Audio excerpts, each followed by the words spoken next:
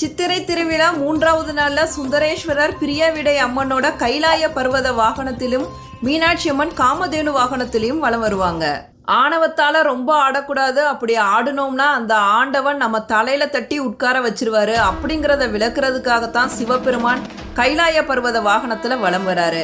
இலங்கை அரசரான ராவணன் தன்னோட ஆணவத்தால சிவபெருமானோட இருப்பிடமான கைலாய மலையை பெயர்க்க முயற்சிக்கிறாரு. அவரோட ஆணவத்தை அடக்க நினைத்த சிவபெருமான் தன்னோட கால் கட்டை விரலை கைலாய மலை மேலே வச்சு அமுக்குறாரு. அதுக்கு அடியில் சிக்கிக்கிறாரு ராவணன். எவ்வளவோ கெஞ்சி பார்க்குறாரு. கடைசியில் சிவபெருமானை நினைத்து மனமுருக சிவத்தாண்டவ ஸ்தோத்திரத்தை பாடுறாரு. அதற்கப்புறம் தான் சிவபெருமான் மனமிறங்கி அவரை விடுவிக்கிறாரு. கைலாய பர்வத வாகனத்தில் வர சிவபெருமானை தரிசித்தோம்னா நம்மளோட ஆணவம் நீங்கி நல்ல புத்தி உண்டாகும். கருணை கடல்னா நம்ம அம்மா மீனாட்சி தான். பிள்ளைகள் எவ்வளவு தப்பு செஞ்சாலும் முதல்ல மன்னிக்கிறது அம்மா தான். தேவலோகத்தில் இருக்க பசுதான் காம